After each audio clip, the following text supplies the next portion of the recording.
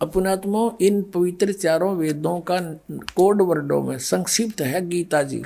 गीता जी के चौथे अध्याय में कहा कि तत्वदर्शी संतों की खोज करे, और वही इस यजुर्वेद में कर रखा है 40वें अध्याय के 10 से लेकर 13 तक। फिर दिखाता हूँ थोड़ा सा। अपनात्मा आप नए सिरे तो पढ़ाई पढ़नी पड़ेगी। ये ऐसे नहीं कि आए मना नाम दे दिया तुम जपन लाग जाओ, कोई बका दे वहाँ कुछ नहीं है, तुम फिर 2 दिन में सुख हो जाएगा, फिर भाग जाओ फिर वहीं काल के जाल में। ये ठीक नहीं। दास नहीं चाहता आपको फिर ऐसे बर्बाद होने दूं। ये यजुर्वेद वही तत्वारी अध्याय 40वां।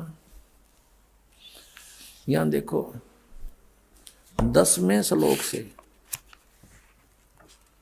ये 10वां है 40वें अध्याय का, 40वें अध्याय का 10वां।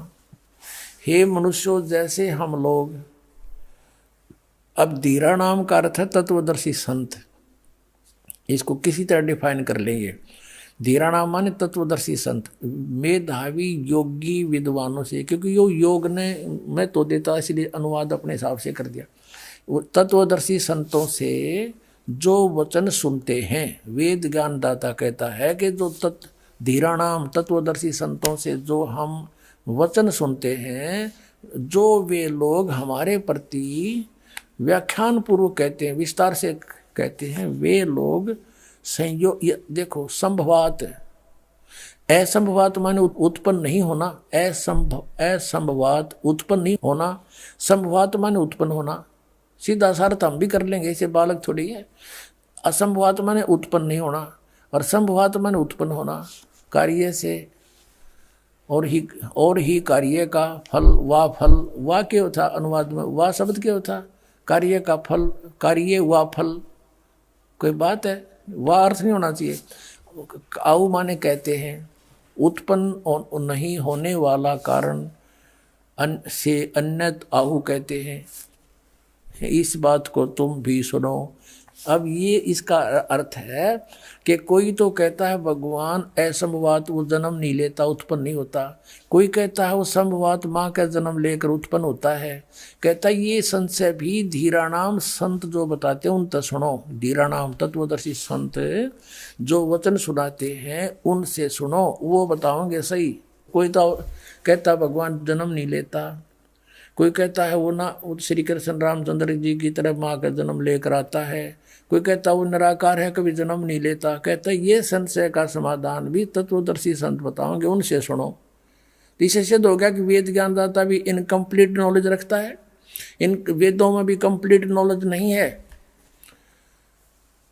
पूरा आध्यात्मिक ज्ञान नहीं है। इससे सिद्ध है कि कोई इससे हटकर ज्ञान है। और जैसे कुरान शरीफ का ज्ञानदाता हजरत मोहम्मद को सूरत फुरकानी 25 मंत्र 52 से 59 में कहता है, हे पैगंबर, ये काफिर लोग हैं, ये मेरी बात पर विश्वास नहीं करते जो ज्ञान मैं तुझे दे रहा हूँ।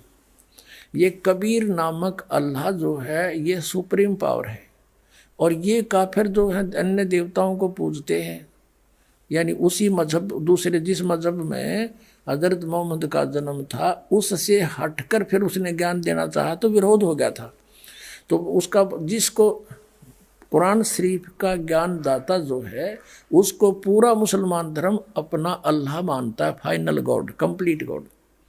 और वो क्या वचन बोल रहा है कुरान शरीफ सूरत फुरकानी 25 में आयत नंबर 52 से लेकर 59 में कहता है, हजरत मोहम्मद, मैं जो तुझे कुरान शरीफ की दलील के माध्यम से बता रहा हूँ इन पर विश्वास करना, मेरे वचनों को, इन काफिरों की ना मानना तू। ये न्यू कहेंगे कबीर अल्लाह नहीं है और भगवान कोई नहीं है, तो उस कबीर अल्लाह पर विश्वास कर और मेरी बातों पर इनके साथ जिहाद कर, संघर्ष कर, लठ ना बजा। लठ नहीं बजाने के लिए कहा। अकेला उस समय हजरत मोहम्मद किसके साथ युद्ध कर सकता था? जिहाद का अर्थ झगड़ा करना नहीं, यानी संघर्ष कर। वो तेरी नहीं मानते तो उनकी मत मान। ये कबीर अल्लाह है, और ये कबीर अल्लाह वही है जिसने 6 दिन में सृष्टि रची, 7वां दिन तख्त पर जा बैठा। ये पाप नाश करने वाला है, ये सबका साथी है, सबके दुख दूर करने वाला है। और इसकी खबर किसी बाखबर से पूछो, बाखबर माने तत्वदर्शी संत से पूछो। इससे क्या कंसेप्ट क्लियर हो गया कि कुरान शरीफ का ज्ञान दाता भी इनकम्प्लीट स्पिरिचुअल नॉलेज रखता है, कंप्लीट नहीं है। वो किसी और अल्लाह की तरफ संकेत करता है, तो मुसलमानों वाला का जो अल्लाह है वो भी कंप्लीट नहीं है। जैसे मुसलमान पहले हिंदुओं को जबरदस्ती इसलिए मुसलमान बना करते कि ये देवताओं को पूजते हैं और इन बेचारों का जीवन नष्ट हो रहा है, ये इनको कुछ नहीं दे सकते, और वो अपने गॉड ने फाइनल मान रहे थे और उनका कोई शौक नहीं था, उनका जबरदस्ती उन्होंने सोचे इनका कल्याण हो जाएगा। लेकिन आप वो सारे कर्म बदल दिए जो हजरत मोहम्मद जी ने नियम बनाए थे। हजरत मोहम्मद जी ने कभी मांस नहीं खाया और इस तरह कोई बिस्मिल नहीं किया। कहते नबी मोहम्मद नमस्कार है राम रसूल का आया, ये सच्चिदानंद घन ब्रह्म की वाणी में है कि इसे महापुरुष तो आदरणीय है, नमस्कार है उनको। नबी मोहम्मद नमस्कार है राम रसूल का आया, भगवान का वो पैगंबर कहलाया। और 1,80,000 को सौगंध जी नहीं कर चलाया। हजरत मोहम्मद जी के सीधे 1,80,000 अनुयायी बने थे, वो पूरे मर्यादा में रहते थे, उन्होंने कोई मांस नहीं खाया, ब्याज तक लेना भी मना कर दिया गया था। कहते हैं अरस कुरस पर अल तकत है खालिक बिन नहीं खाली, वह पैगंबर पाक पुरुष थे साहिब के अब्दाली। परमात्मा की नजरों से कोई जीव नहीं बचा है। अरस कुरस पर अल तकत है, अरस के कुरस पर यानी आसमान के अंतिम छोर पर सतपुरुष रहता है। और खालिक बिन नहीं खाली, उस खालिक के बिना, उस सृष्टि के रचनहार के नजरों से कुछ भी बचा नहीं है। और वो पैगंबर पाक पुरुष थे साहिब के अब्दाली, वो तो पुण्य आत्मा थी जिनकी आड़ में तुम आज मांस मिट्टी खाने लग गए हो। वो तो पवित्र आत्मा थी, वो परमात्मा के अब्दाली माने कृपा पात्र थे। अब जैसे पवित्र सिख धर्म में, ये तभी 500 550 वर्ष पुराना है, इनके किसी भी महापुरुष ने उस ग्रंथ साहिब में कहीं यह नहीं लिखा तुम मांस खा लो। और इस सिख धर्म में देख लो, इन मुसलमानों को भी माफ कर दिया मांस खाने में, ये कोई आड़ नहीं रही, बताओ। और कुछ दिनों में लिखने लग जाएंगे साढ़े गुरु भी खांदे सी, फिर तुम जब गुरु जी नहीं खांदे सी तुम क्यों खांदे हो अपने आत्माओं। और मुसलमान धर्म तो 1400-1300 वर्ष पुराना हो गया, इसमें तो बिजली गिरनी थी। अब हिंदू धर्म के लोग मुसलमानों को बुरा नहीं मानना करते, ये मांस खाते हैं, इसलिए इनसे हेट करते थे। अरे मुसलमान आज हिंदू मुसलमानों को फेल कर चुके हैं। अब ये भक्त गए थे हमारे साथ सेवक नेपाल देश में, और नेपाल देश पूरा राष्ट्र हिंदू राष्ट्र है। अन्यों कहते जी वो हमारा चाय पीना गंवारा हो गया वहाँ पर, हम चाय भी नो देख कर पीवे कोई मांस वाला, तो चाय भी पीने के लिए अंडे मांस नो लटके रहते हैं वहाँ पर, सभी मांसाहारी हो गए वहाँ हिंदू। तो भाई ये बिना ज्ञान के अज्ञानता के कारण हम इतने गिर गए सतर हमारा। तो कहने का दास का तात्पर्य यह है कि वेद ज्ञान में जो आपने समझा कि वो परमात्मा जो वेद ज्ञान देने वाला अल्लाह खुदा गॉड राम है ब्रह्म है, वो कहता वो परमात्मा तो प्रोक्ष है, वो तो छुपा हुआ है, ऊपर है, सतलोक में रहता है।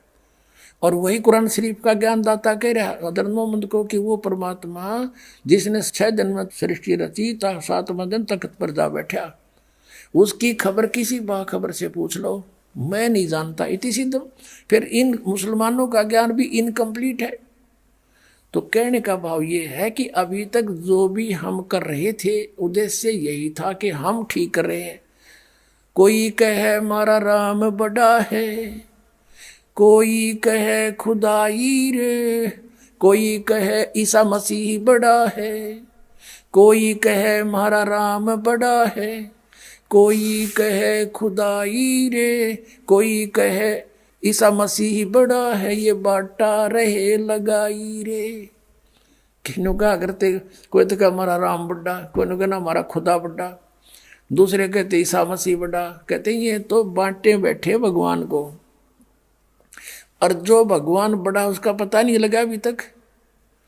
तो अब लग गया, अब संभालो उस जीवन को, बर्बाद ना होने दो और लगो मालिक के चरणों में। देखो कितना आनंद आता है। तो ये कंसेप्ट क्लियर हो गया कि वेद ज्ञान दाता कहता है कि वो उस पूर्ण परमात्मा की जानकारी तत्वदर्शी संत बताओगे, और वही कुरान शरीफ में है कि उस पूर्ण परमात्मा जो कबीर नामक अल्लाह है, जो जिसको ये बड़ा भगवान कहते हैं, उस बड़े भगवान की खबर कोई बाखबर बताओगा तो फिर कुरान शरीफ में है नहीं वो ज्ञान, तो वेदों में भी नहीं है, गीता जी में भी नहीं है। चौथे अध्याय के 34वें श्लोक में कहा है कि जो ज्ञान परमात्मा ने, चौथे अध्याय के 32वें श्लोक में गीता जी में, और 34 में कहा है कि जो ज्ञान परमात्मा ने स्वयं आकर अपने मुख से बोला है, आपको वेदों में प्रमाण दिया है। ऋग्वेद मंडल नंबर 9 सूक्त नंबर 86 मंत्र 26-27 में, ऋग्वेद मंडल नंबर 9 सूक्त 82 मंत्र 1, 2, 3 में, ऋग्वेद मंडल नंबर 9 सूक्त 96 मंत्र 16 से लेकर 20 में, और भी अनेक स्थानों पर ऋग्वेद मंडल नंबर 9 सूक्त 1 मंत्र 8 और 9 में, ऋग्वेद मंडल नंबर 9 सूक्त 20 मंत्र 1 में, और भी अनेक स्थानों पर कहा है कि परमात्मा ऊपर सतलोक में रहता है, ऊपर तीसरे मुक्तिधाम में, वहां से सह शरीर चल कर आता है। और यहाँ फिर 3 सतिथि में आता है। एक सतिथि में सतलोक में रहता है, मनुष्य दृश्य है, करोड़ सूर्य मिला दे, करोड़ चंद्रमा, ऐसा उसका एक रोमकूप का प्रकाश है, इससे भी अधिक है।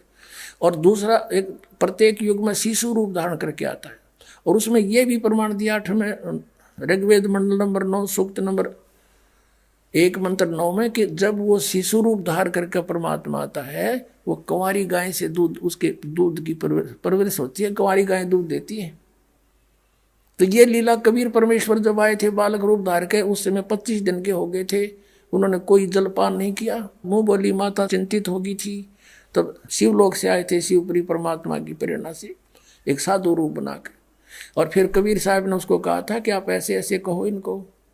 तब कबीर साहब ने बातें की 25 दिन के बालक ने। तब एक कुंवारी गाय मंगवाई गई थी, और कबीर साहब ने कहा था शिव जी तो इसकी कमर पर हाथ मार दे, थपकी मार, इसको आशीर्वाद दे। आशीर्वाद देते उसमें दूध चलने लग गया। फिर उस गाय से कबीर परमात्मा की परिवर्ष हुई थी। तो वो परमात्मा कबीर साहब हैं, वो काशी में धानक रूप में आए थे, वो परमात्मा है वो।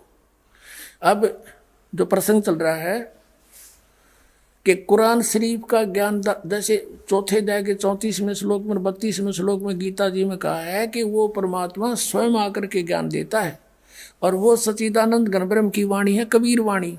उस वाणी को तत्वदर्शी संत जानते हैं, उन तत्वदर्शी संतों से पूछो। तो इसका मतलब गीता ज्ञान इनकम्प्लीट, वेद ज्ञान इनकम्प्लीट, और कुरान शरीफ का ज्ञान इनकम्प्लीट। तो वो कंप्लीट ज्ञान इस दास के पास है, और ग्रहण करो, आओ और पाओ सतलोक में। कहते हैं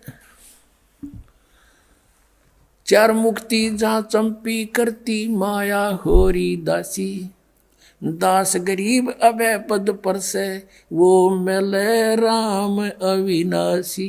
बोलो सतगुरुदेव।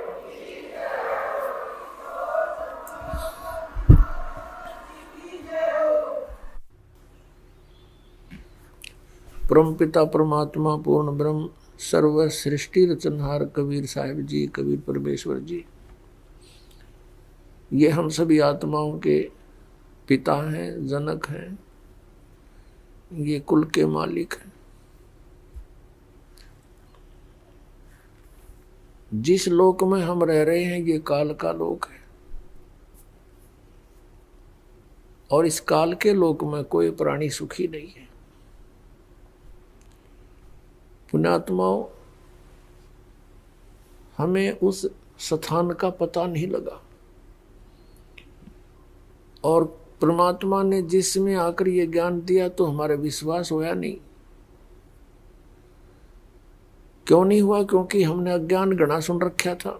जिन सदग्रंथों को हम उत्तम ज्ञान युक्त मानते थे वो हमारी पहुंच से बाहर थे, क्योंकि शिक्षा का अधिकार केवल एक ब्राह्मण वर्ण को था,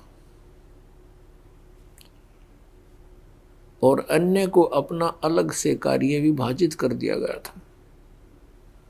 वैश्य को अपना, क्षत्रिय को अपना, शूद्र को अपना, और ब्राह्मण को केवल शिक्षा ग्रहण करना, सदग्रंथों को पढ़ना, उसको समझना, फिर अन्य जनता को उपदेश करना, समझाना, उनको दीक्षा देना, और उससे प्राप्त पूजा से अपना निर्वाह करना। और पूजा को किसी उस कथन को, सत्संग को इनकम का इशू बनाना नहीं था, प्रारंभ कुछ और ही तरह से हुआ था। तो जिन्होंने विद्या को ग्रहण किया, संस्कृत भाषा पढ़ा, उनको वेद समझ में आए नहीं, न पुराणों का ज्ञान हुआ और न ही श्रीमद् भगवत गीता जी को वो समझ सके, जिस कारण से हमें लोग वेद सुनाते रहे, दंत कथा सुनाते रहे, जिसके आधार से हमने उन परमात्माओं को शिरोधार्य कर लिया जो हमें कोई लाभ नहीं दे सकते। लाभ का तात्पर्य ये है कि जैसे हमारे कोई प्रारब्ध कर्म में, अपने जीवन के सफर में कोई भयंकर कष्ट आना हो, तो जिन भगवानों को हम पूजा करते थे, जैसे रजगुण ब्रह्मा जी, सतगुण विष्णु जी, तमगुण शिव जी, विशेषकर पवित्र हिंदू धर्म अब कलयुग मत विशेषकर इन्हीं पर आधारित हो चुका था। फिर कोई ज्यादा ही चतुरता दिखाते थे, वो कहते थे हम ब्रह्म पूजा करते हैं। वो ब्रह्म को कंप्लीट गॉड मानते थे, पूर्ण परमात्मा। अब उनकी जो साधना थी, तीनों गुणों की पूजा और ब्रह्म तक की पूजा, ये भी हमें पूर्ण मोक्षदायक नहीं थी और हमारे प्रारब्ध में लिखे हुए संस्कारों को ये कुछ भी परिवर्तन नहीं कर सके थे। आपके जीवन में कोई कष्ट है तो ना ब्रह्म उस कष्ट का निवारण कर सकता, ना श्री ब्रह्मा, श्री विष्णु, श्री शिव जी, न दुर्गा जी और न गणेश जी, यानी अन्य देवता तो बात ही खत्म है। इस प्रकार हम जो साधनाएं करते थे वो हमें मोक्षदायक नहीं थी। जैसा हम कर्म करते थे वैसा ही फल मिलता रहता था। लेकिन आत्मा के अंदर एक अजब प्रेरणा थी कि कोई साधु संत होते हैं, ऐसे अवश्य कोई ऋषि संत हैं जो हमारे दुखों का निवारण कर सकते हैं। उसके लिए हम, उस कष्ट के निवारण के लिए हम कहीं ना कहीं किसी ना किसी संत या मंदिर, मस्जिद, गुरुद्वारों में अवश्य जाते हैं, या कहीं पहाड़ों पर, पर्वत पर, गुफाओं में, जंगल में। और जिस भी ऋषि से हम मिलते हैं वो यही कह देता है कि आप ऐसे करो, ऐसी साधना करो, इतना दान करो, ऐसे यज्ञ करवाओ। वो सारा कुछ करने के बाद भी जब समाधान नहीं होता है तो अंत में वो कह देते हैं कि ये तुम्हारे प्रारब्ध कर्म में लिखा है, इसको तो भोग कर ही पूरा करना होगा, ये इनका विधान है। अब पुण्यात्माओं, उसके पश्चात भी आत्मा नहीं रुकती है। उसको मालूम है कि कोई है परम शक्ति जो हमारे प्रारब्ध के कष्ट को भी दूर कर सकता है। और दुख पाप से होते हैं, सुख पुण्य से होते हैं। अब जब तक पाप नहीं कटेगा तो सुख नहीं हो सकता।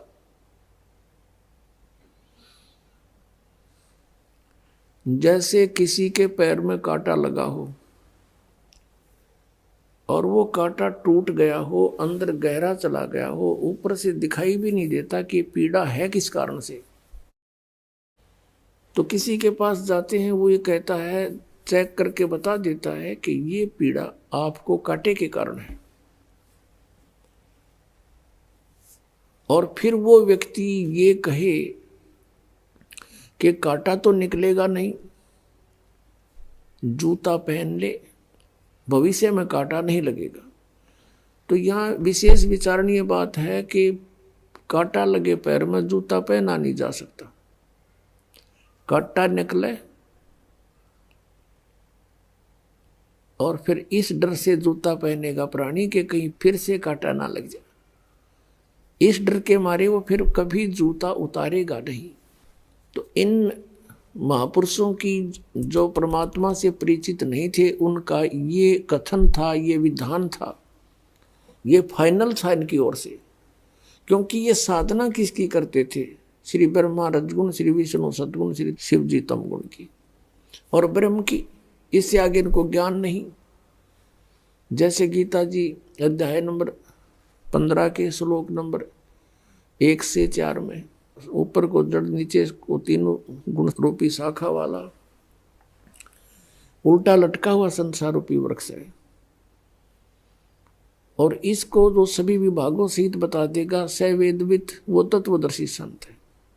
फिर गीता जी अध्याय नंबर 15 के श्लोक 4 में कहा कि तत्वदर्शी संत के प्राप्ति के उपरांत परमेश्वर के उस परम पद की खोज करनी चाहिए, जहां जाने के बाद साधक फिर कभी लौटकर वापस संसार में नहीं आता। गीता जी अध्याय नंबर 15 के 16-17 श्लोक में कहा है कि 2 पुरुष हैं, सरपुरुष अक्षर पुरुष। सरपुरुष का अर्थ होता नासवान प्रभु, पुरुष माने प्रभु, और अक्षर पुरुष अविनाशी प्रभु। अब यहां इसको अक्षर पुरुष भी कहा है, फिर साथ में ये भी कहा है कि इन दोनों के लोकों में सरपुरुष और अक्षर पुरुष के और इनके ये सभी प्राणी नासवान हैं, इनके स्थूल शरीर नासवान है, आत्मा किसी के लिए मरती।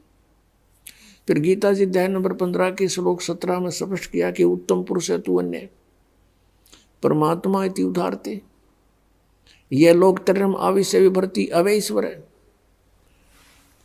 17वें श्लोक में श्रीमद् भगवत गीता अध्याय 15 में कहा है कि उत्तम पुरुष श्रेष्ठ प्रभु तो इन दोनों से कोई अन्य है। गीता जी अध्याय नंबर 8 के श्लोक नंबर 1 में अर्जुन ने पूछा कि आपने 7वें अध्याय के 29वें श्लोक में जिस तत्ब्रह्म के विषय में जानकारी दी है कि उस तत्ब्रह्म को जानने के उपरांत और सारे अध्यात्म ज्ञान से परिचित प्राणी केवल जरा और मरण से छूटने का ही प्रयत्न करता है, जो तत्ब्रह्म से परिचित हो जाता है। तो अर्जुन ने पूछा फिर किम तत्ब्रह्म, वो तत्ब्रह्म क्या है? 8वें अध्याय के 3रे श्लोक में उत्तर दिया गीता ज्ञानदाता इस सरपुरुष ब्रह्म ने कि वो परम अक्षर ब्रह्म है। तो यहाँ जो गीता जी अध्याय नंबर 15 के श्लोक 17 में कहा है वो परम अक्षर ब्रह्म की तरफ संकेत है। परम अक्षर ब्रह्म कहो, परम अक्षर पुरुष कहो, और वही तीनों लोकों में प्रवेश करके सबका धारण पोषण करता है। वो अव्यय ईश्वर है, वास्तव में वो अविनाशी परमेश्वर है।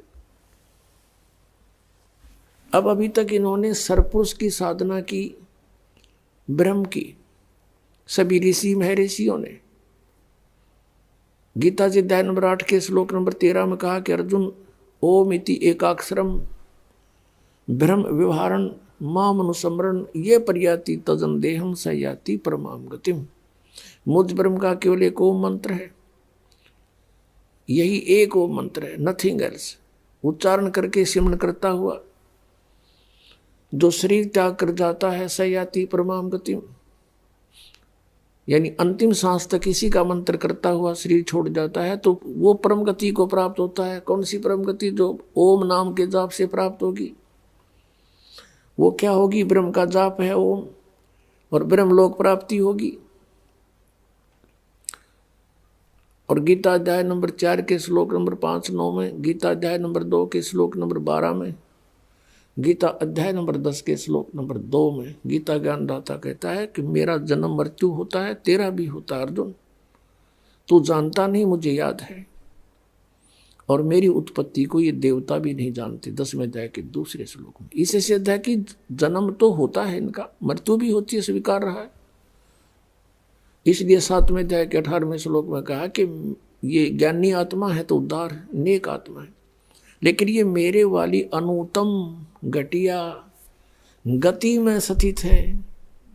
ओम नाम से प्राप्त होने वाली जो गति ब्रह्मलोक है उस तक ही पहुंचते हैं। ब्रह्मलोक में गए हुए प्राणी भी वापस आते हैं।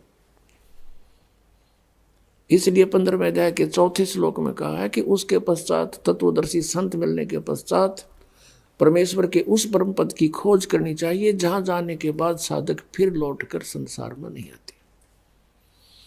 और जिस परमेश्वर ने सब ब्रह्मांडों की रचना की है, गीता ज्ञानदाता कहता है मैं भी उसी की शरण हूं और उसी की पूजा करो और की नहीं। 18वें अध्याय के 62वें श्लोक में कहा कि अर्जुन तू सर्वभाव से उस परमेश्वर की शरण में जा, उसकी कृपा से ही तू परम शांति को और सनातन परम धाम को प्राप्त होगा। पुण्यात्माओं, इससे ये सिद्ध हो गया कि गीता ज्ञानदाता की साधना, ब्रह्म की साधना भी अच्छी नहीं, अनुत्तम है। और तीनों गुण रजगुण ब्रह्मा सतगुण विष्णु उत्तम गुण शिव जी की साधना को गीता ज्ञानदाता ने 7वें अध्याय के 12 से लेकर 15 में रिजेक्ट कर दिया है कि इन तीनों गुणों की जो साधना करता है वो यूजलेस है। रजगुण ब्रह्मा सतगुण विष्णु उत्तम गुण शिव जी की। गीता जी अध्याय नंबर 7 के श्लोक नंबर 19 में कहा है, 18 में तो अपनी साधना को अनुत्तम बता दिया और 19वें श्लोक में कहा कि बहुनाम जन्मानाम अन्ते ज्ञानवान माम प्रपद्ये। गीता ज्ञानदाता कहता है कि बहुत बहुत जन्म के अंत के जन्म में कोई ज्ञानी आत्मा मेरी भक्ति करता है, ब्रह्म तक साधना तक उसकी बुद्धि पहुंचती है, नहीं तो अन्य देवताओं में ही वो लगा रहता है, आन उपासना ही करता है। फिर अगले श्लोक के दूसरे भाग में कहा है कि वासुदेव सर्वमिति स महात्मा सुदुर्लभ है। ये बताने वाला महात्मा बहुत ही दुर्लभ है, ये बताने वाला कि वासुदेव सर्वमिति। वासुदेव का अर्थ है जो समर्थ परमात्मा, सबके ऊपर जिसकी सत्ता है, ओवरऑल कंट्रोलर यानी कुल का मालिक, परम अक्षर ब्रह्म कि ये बताने वाला कि वो परम अक्षर ब्रह्म सर्वम है, सब कुछ है, तीनों लोकों में प्रवेश करके सबका धारण पोषण करने वाला और वास्तव में अविनाशी परमात्मा वही है।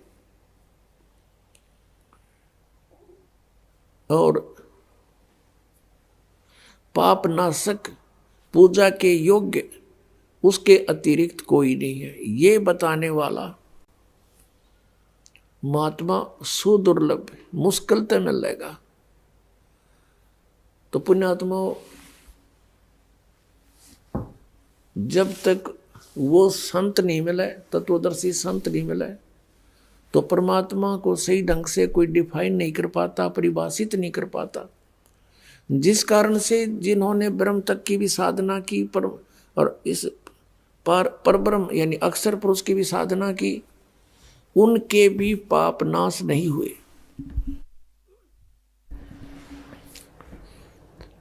और जैसा कर्म था वो भोगना ही पड़ा। जैसे कुछ श्रद्धालु कहते हैं कि भगवान श्री कृष्ण जी ने राजा मोरध्वज के पुत्र ताम्रध्वज को आरे से 2 फाड़ करवा दिया था, वो मृत्यु को प्राप्त हो गया था, और फिर भगवान श्री कृष्ण ने उसको जीवित कर दिया था। अब यहां पर हमारी बुद्धि अटकेगी कि श्री कृष्ण भी तो बहुत शक्ति रखता है और उस मरे हुए बालक को जीवित कर दिया। केवल इस एक उदाहरण से हमने भगवान की संज्ञा में किसी को नहीं लिया जा सकता। अब विचार करने की बात है, क्योंकि धर्मदास जी ने परमात्मा से यही प्रश्न किया था, कबीर भगवान से, कबीर परमेश्वर जी से, परम अक्षर ब्रह्म से, कि भगवान आप कह रहे हो कि इन भगवानों की पूजा का कोई लाभ नहीं, तो ऐसे मोरध्वज के पुत्र ताम्रध्वज को भगवान श्री कृष्ण जी ने जीवित कर दिया, विष्णु जी ने। तो परमात्मा ने कहा कि वही श्री कृष्ण जी अपने सगे भांजे अभिमन्यु को जीवित नहीं कर सका, जो उसकी बहन का पुत्र था, सुभद्रा का पुत्र था, अर्जुन का पुत्र था। सुभद्रा अर्जुन से विवाही थी, चक्रव्यूह में महाभारत के युद्ध में मृत्यु को प्राप्त हो गया था, पांडवों का कुलनाश हो रहा था, श्री कृष्ण रो रहा था, पूरा परिवार रो रहा था। सुभद्रा टक्कर मार रही थी, श्री कृष्ण जीवित नहीं कर सके। बोल तब से धर्मदास जी ने कहा, प्रभु आप ही बताओ फिर। तब परमेश्वर ने कहा कि इतनी शक्ति है इनमें, किसी के कटे जैसे आप पे कटवाया जाके जीवित कर दिया। क्योंकि ताम्रध्वज की आयु शेष थी और अभिमन्यु की आयु थी नहीं, उसके प्रारब्ध में इतनी ही आयु थी, इसमें ऐसे ही मृत्यु लिखी थी, जिस कारण से श्री कृष्ण वहां पर फेल हो गया। ये संस्कार चेंज नहीं कर सकते, बदल नहीं सकते। तो पुण्यात्माओं, कौन है वो परमात्मा? जैसे आपको दिखा था कि यजुर्वेद अध्याय नंबर 5 के मंत्र नंबर 32 में है कि कबीर अंगारी असी बम्भारी असी। वो कबीर परमात्मा, कबीर देव, कबीर साहब, परम अक्षर पुरुष, ये पाप नाशक है और यही हमारे कर्मों के बंधनों का शत्रु है, यानी बंदी छोड़ है, सतलोक में रहता है।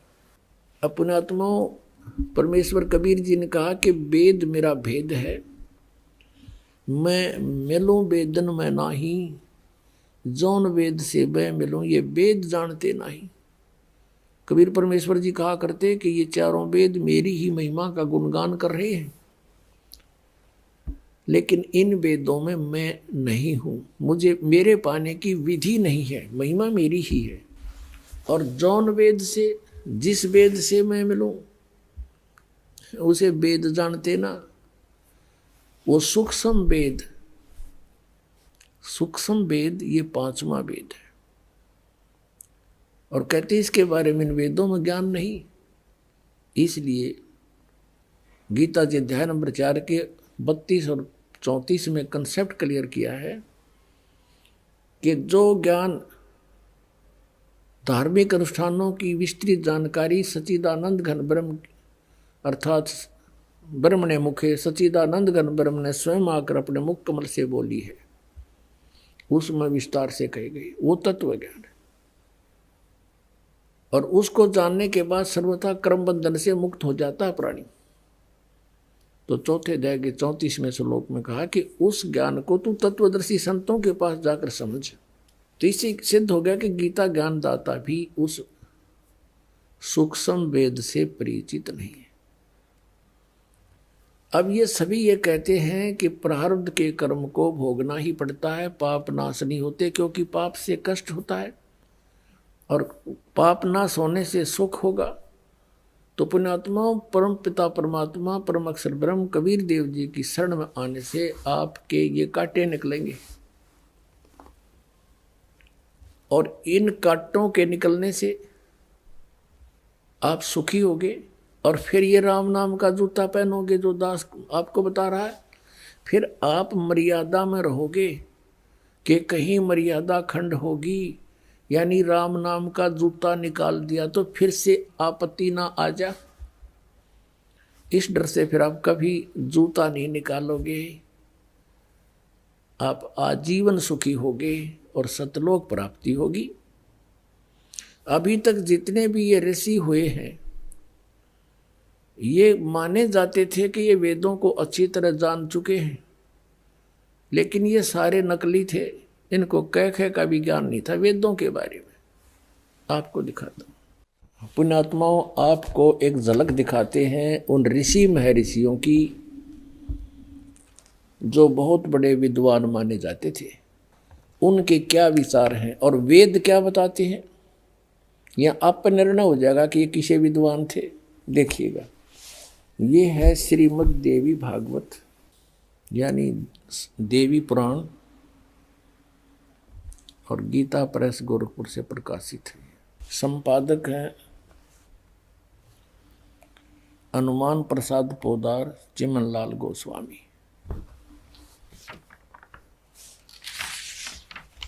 प्रकाशक एवं मुद्रक हैं गीता प्रेस गोरखपुर, गोविंद भवन कार्यालय कोलकाता का संस्थान। इसके 283 पृष्ठ पे 5वें सकंद में 282 पृष्ठ से शुरू करेंगे हम। व्यास जी ये इसका लेखक है सभी पुराणों, वेदों और गीता का। व्यास जी कहते हैं, देवराज इंद्र की बात सुनकर बृहस्पति जी उनसे कहने लगे,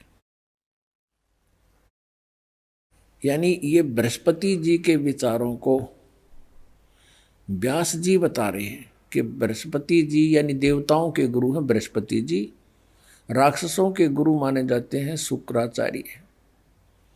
अब यहाँ बृहस्पति जी उनसे कहने लगे कि इसको इंद्र से, यहाँ देखिएगा, प्रारब्ध कर्मों का अभाव बिना भोगे नहीं हो सकता, यह स्पष्ट है। आर्य, संपूर्ण देवता तुम्हारे सहायक हैं, तुम स्वयं भी बुद्धिमान हो, फिर भी जो होनी है वह होकर ही रहेगी, तुम उसे टाल नहीं सकते। ऐसी स्थिति में सुख और दुख की चिंता में नहीं पड़ना चाहिए। महाभाग, सुख और दुख ये दोनों कर्मशः है पुण्य एवं पाप के अक्षय के सूचक हैं। इसका कहने का भाव ये है, यदि आपको सुख और दुख दोनों, यानी आपका सुख आपको प्राप्त है, आपके पुण्य नाश हो रहे हैं, क्षय माने नाश, और दुख है तो आपके पाप कट रहे हैं, बस ऐसे काट लो, फिर भगवान की भक्ति की क्या जरूरत, क्या आवश्यकता रहेगी फिर भाई। अतएव विद्वान पुरुषों को चाहिए कि सुख के अभाव में भी सर्वथा आनंद का ही अनुभव करें। अतएव महाराज इस अवसर पर सुयोग्य मंत्रियों से परामर्श लेकर विधि पूर्वक यत्न करने में कटिबद्ध हो जाओ। यत्न करने पर भी जो होनहार होगा वो तो सामने आएगा ही। पुण्यात्माओं, सौभाग्य आपका कि आपको शिक्षा प्राप्त है, उससे और अच्छा सौभाग्य कि परमात्मा ने इस जीव को या टेक्निक दे दी। न जीव के स्तर की खोज नहीं है ये, प्रोजेक्टर बनाना, टेलीविजन बनाना, इंटरनेट बनाना, कंप्यूटर बनाना, ये पहले यही थे ये मनुष्य। ये हवाई जहाज बना दी। पहले आपने इतिहास देख लो, राज्य महाराजा का भगवान कृष्ण नरते का उनका के था वाहन, एक रथ होता था और उसमें छह खच्चर जोड़ के घसीटे अंडा करते, कितना होगा काट दे जाते, क्यों सड़क पड़क उसके में थी ना, इसलिए घने जोड़ने पड़े थे वो घोड़े कि कितना होगा काट लो चाहे इसने निकाल ले जाएंगे। तो ये इसलिए दिया कि आप जी स्वयं सदग्रंथों को समझें और तभी विश्वास होगा कि सारे नकली थे, तभी असली पर आपका विश्वास दृढ़ होगा। ना तो कोई भी भ्रमित कर देता था हमारे को। अब इसमें क्या कहा है, बृहस्पति जी सभी देवताओं के गुरु हैं। इसने कहा कि इंद्र, जो होनहार है वह होकर रहेगी, और सुख और दुख, जो तुझे सुख प्राप्त है तेरे पुण्य नाश हो रहे हैं, और कोई कष्ट आता है तेरे पाप नाश हो रहे हैं। बस इसको ऐसे ही अपना टाइम पास कर। पुण्यात्माओं, फिर भक्ति की क्या आवश्यकता चाहिए, ऐसे ही जो कुछ भी है कर्म में वो भोगना ही पड़ेगा। कौन भक्ति कर पाएगा, यूज क्या उस भक्ति का। अब फिर आगे और अच्छी सलाह दे दी कि दुख में भी आनंद का अनुभव करना चाहिए। अब बताओ, कोई बात कही इसने यार। अब किसी के पेट में दर्द हो जाए और उसको कोई कहे कि कोई बात नहीं, दुख में भी तू आनंद का अनुभव कर। हमारे अब समझ में नहीं आती इनकी स्टेटमेंट क्या थी, बच्चों वाली बात कर रखी इन्होंने। और पहले हम इनको बड़े महर्षि मानते थे। एक बार एक पंडारा गांव है जींद से 3 किलोमीटर दूरी पे, उसमें एक तीर्थ बना रखा है, जो दुनिया नहाना आया कर उसमें। और वहां पर इन घिसापंथियों के 2 आश्रम हैं साथ साथ। इस दास को 17 फरवरी सन 1988 फाल्गुन अमावस्या 1988 को उपदेश प्राप्त हुआ था। उसके बाद दास को ऊपर कृपा करी परमात्मा ने कि इन नकलियों की सबका झाड़ा दिवाया। मैं जाता था इनको बड़े महापुरुष समझकर, तो वहाँ सत्संग हो रहा था। उन दोनों आश्रमों में से एक ने सत्संग करवा रखा था, और गरीबदास साहिब जी की वाणी का पाठ और आदरणीय गरीबदास साहिब जी की वाणी का पाठ, आदरणीय घीसादास साहिब जी की वाणी का पाठ वो कंटिन्यू कराया करते हैं। यानी उसमें 4 दिन लग जाते थे, 5 दिन। तो वहाँ क्या हुआ कि उन्होंने आमंत्रित कर रखे थे और कर रखे थे, ये बोले मंडलेश्वर है, ये बड़े पहुंचे हुए, ऐसे ऐसे 10-12 इकट्ठे करके संत बुला रखे थे। एक तख्त से लगा रखे थे, उन पर उनके आसन लगा रखे थे, श्रोता सामने बैठते थे। उनमें से एक बहुत बड़ा काशी विद्यापीठ पढ़ा हुआ बताया जा रहा था और संस्कृत बोल रहा, बड़े अच्छे प्रवचन करे। उसका क्या टॉपिक रहता था, कहते हैं जीव अपने स्वरूप को भूल चुका है, ये अपने आप को बॉडी मानता है, शरीर मानता है, ये आत्मा शरीर नहीं है। यदि कोई आपत्ति दुख आता है तो शरीर का कर्म है, इसका दंड है, इसने भोगना पड़ेगा। और ये समझ में आने के बाद फिर शरीर में कितना ही कष्ट हो, दुख नहीं होता। और क्या उदाहरण देता है, कहता है एक बार मैं जा रहा था कहीं पर, वहां पर एक व्यक्ति दुख से कर्रा रहा था और मुझे देखकर कहा, महाराज मैं बहुत दुखी हूँ, महाराज मैं बहुत दुखी हूँ, कुछ कृपा बख्शो। मैंने कहा, रे भोले जीव, तू बॉडी नहीं है, तू शरीर नहीं है, तू तो आत्मा है। अरे दर्द तो बॉडी को है, शरीर को है, तू क्यों चिल्ला रहा है, तुझे पीड़ा थोड़ी है। मैंने ऐसा कहा, उसने उसको जान लिया और शांत हो गया, कोई पीड़ा नहीं रही उसको, पीड़ा बॉडी को थी। अब सब जो श्रोता थे उसकी ताड़ी पीटे, वाह महाराज जी वाह, कमाल कर। अब हमारे अगल उतरे नहीं यह बात। मैं कहा ये बड़ा समाधान हो गया।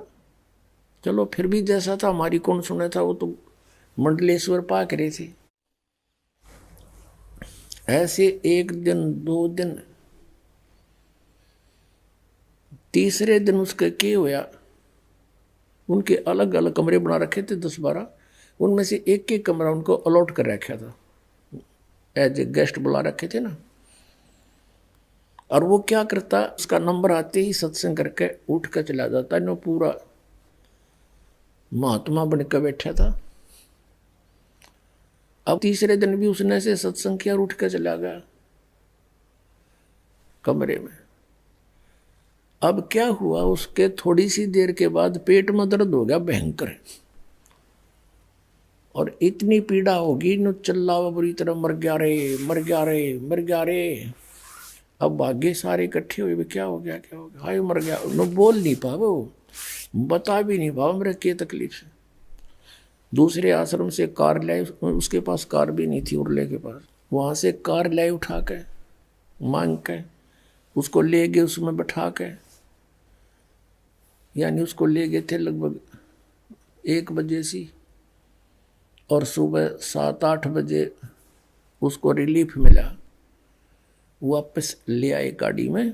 और जब वो गाड़ी से उतरकर अपने कक्ष की तरफ जा रहा था तो वो जो अन्य साधु आए हुए थे, संत प्रवचन करता, वो धीरे धीरे सारे निकट आ गए और कहने लगे, ए योगी, रात को क्यों रो रहा था, तू तो आत्मा है, तो बॉडी को था, पीड़ा तो बॉडी को थी, क्यों चिल्ला रहा था पशु की तरह।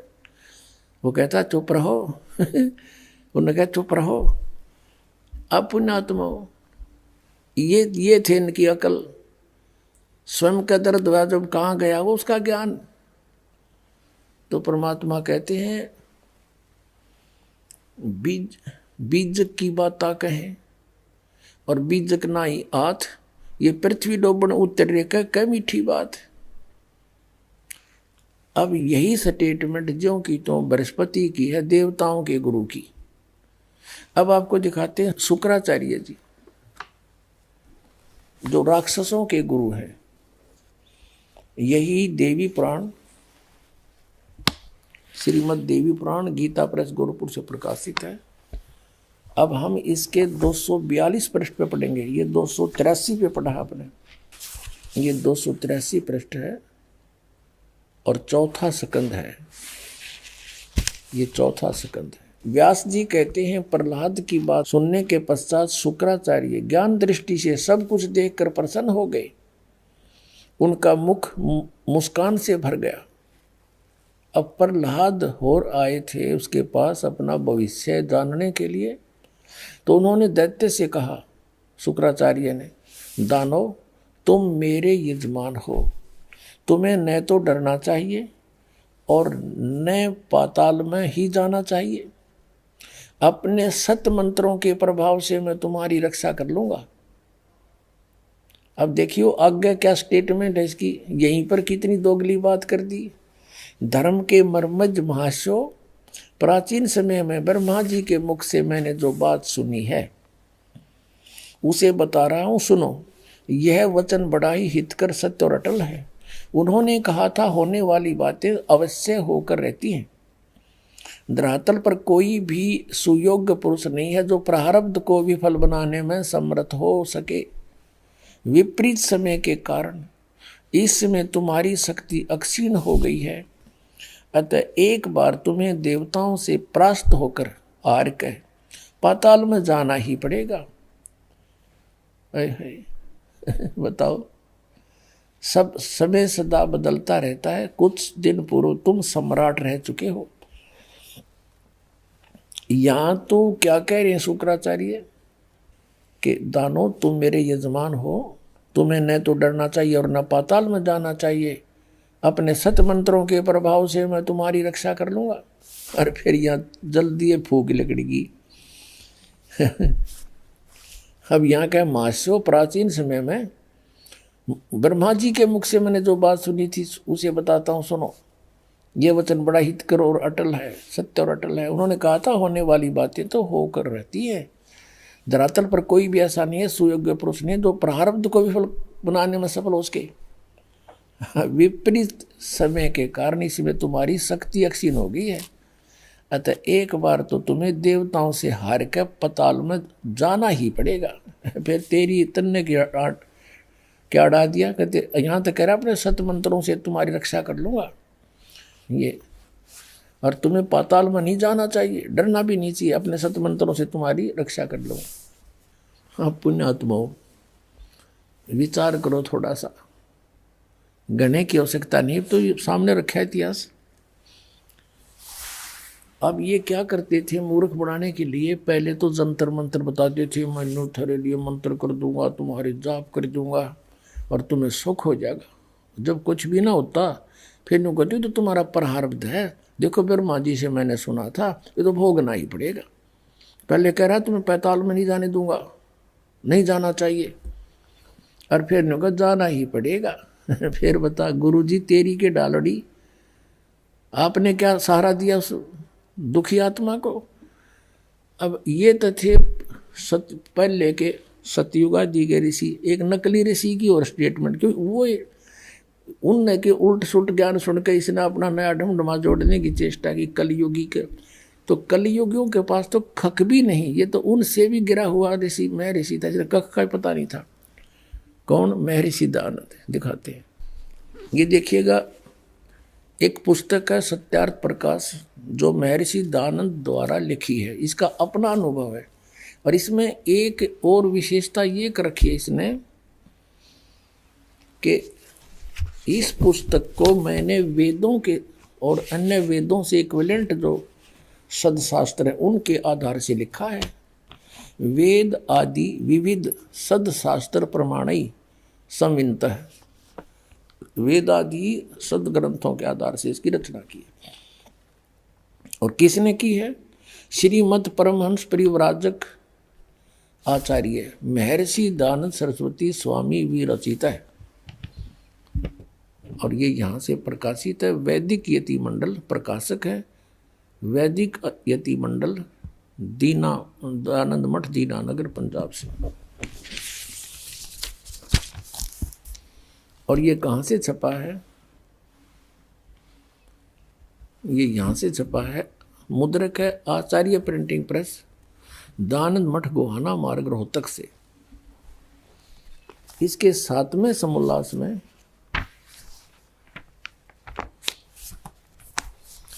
अब 7वां समोल्लास और प्रश्न नंबर 155 पे। अब किसी ने पूछा, परमेश्वर की स्तुति प्रार्थना और उपासना करनी चाहिए व नहीं? उत्तर महर्षि दयानंद का करनी चाहिए। क्या स्तुति आदि करने से ईश्वर अपना नियम छोड़ स्तुति प्रार्थना करने वाले का पाप नाश कर देगा? उत्तर स्वामी जी दयानंद का नहीं। तो प्रश्नकर्ता कहता फिर स्तुति प्रार्थना की आवश्यकता क्या, क्यों करें? अब स्वामी जी दयानंद जी क्या करें, उनके करने का फल अन्य ही है।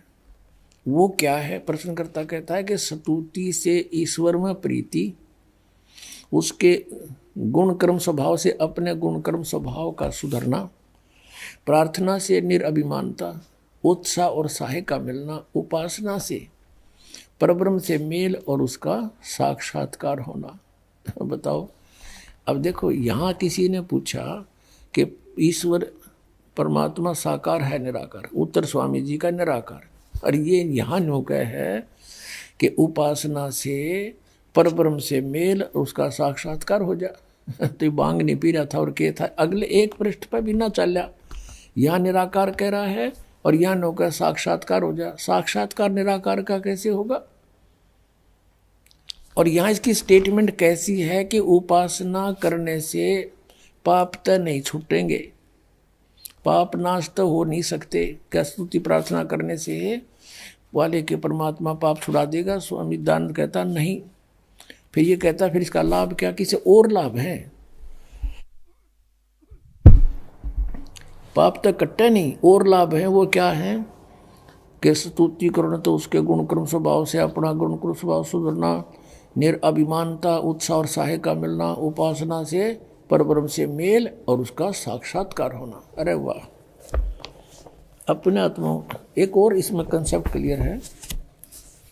100 ये देखिए 163 पृष्ठ पर 7वें समोल्लास में या कति क्लियर कर रखा है इसने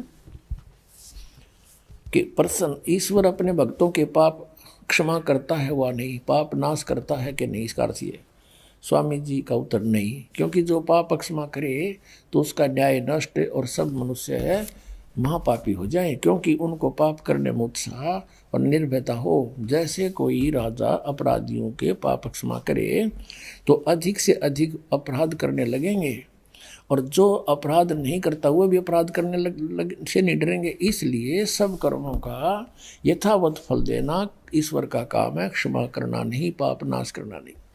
अब महर्षि दयानंद की तो ऐसी स्टेटमेंट, इसने तो उनते भी गुंडा नाश कर दिया, यानी सारी कहानी बिगाड़ दी। अब जैसे कोई न्यू कहे और बहुत बड़ा वैद्य का बोर्ड ला रखा हो और उससे जाकर कोई पूछे कि क्या औषधि खाने से रोग नाश हो सकता है, और वो व्यक्ति वैद्य कहे कि नहीं, औषधि से रोग नाश नहीं होता। अब स्वाभाविक है सामने वाला प्रश्न करेगा फिर इसका यूज क्या औषधि खाने का? उससे और लाभ है। क्या लाभ है? कि उससे पहलवान बन जाएगा। तो इस तरह की स्टेटमेंट या तो शराब भी देगा या कति बोली बूझ जिसने क्या है का बिना बेरा, वो स्टेटमेंट दे सकता है ऐसी। और दूसरा ये समझो उदाहरण के जैसे किसी ने बोर्ड लगा रखा थोक विक्रेता और साबुन का, उसने क्या कर रखा होगा फिर? तो ऐसी स्टेटमेंट देता है क्या? उससे कोई पूछे क्या साबुन लगाने से कपड़े के मैल छूट जाएंगे? क्या साबुन लगाने से कपड़े का मैल साबुन छुड़वा देगा? और वो उत्तर दे कि नहीं, साबुन से कपड़े का मैल नहीं छूट सकता। तो उसे पूछे फिर क्या फायदा इसका? कहती से और लाभ है। क्या लाभ है? कि कपड़ा मजबूत बन जाएगा। ये इसे महर्षि थे नकली, इन्हें बिगाड़ दिए समाज के समाज नालायका ने। अपने आत्माओं, वेद जो है भगवान की महिमा का एथेंटिक रिकॉर्ड है। उसमें परमात्मा की महिमा लिखी है और ये खुद मानते हैं कि जो वेद में लिखा है वो हमें स्वीकार्य है। वेद सत्य है। यदि वेद सत्य है तो फिर सत्यार्थ प्रकाश क्या है? ये तो झूठार्थ प्रकाश है। अब दिखाते हैं आपने वेद में क्या लिखा है। अब यजुर्वेद, इसका अनुवाद करता भी महर्षि सिद्धानंद है। देख कमाल की बात है। तो युद्ध भांग पिया करता तो नरी उतरने नहीं देता, ऐसा लगता है। इसकी जीवनी में लिखा है भांग पीता था, दिखाएंगे आपको कभी। अब ये कहाँ से प्रकाशित है? प्रकाशक है सार्वदेशी कार्य प्रतिनिधि सभा 2/5 महर्षि सिद्धानंद भवन, रामलीला मैदान, नई दिल्ली से। महर्षि सिद्धानंद सरस्वती द्वारा इसका अनुवाद किया गया। मुद्रक हैं Prince offset printers, 1510, Pataudi house, Daryaganj, नई दिल्ली से। 241 पृष्ठ पे है। 8वां अध्याय यजुर्वेद भाषा भाष्य। ये 13वां मंत्र है। 13वां। इसमें क्या लिखा है?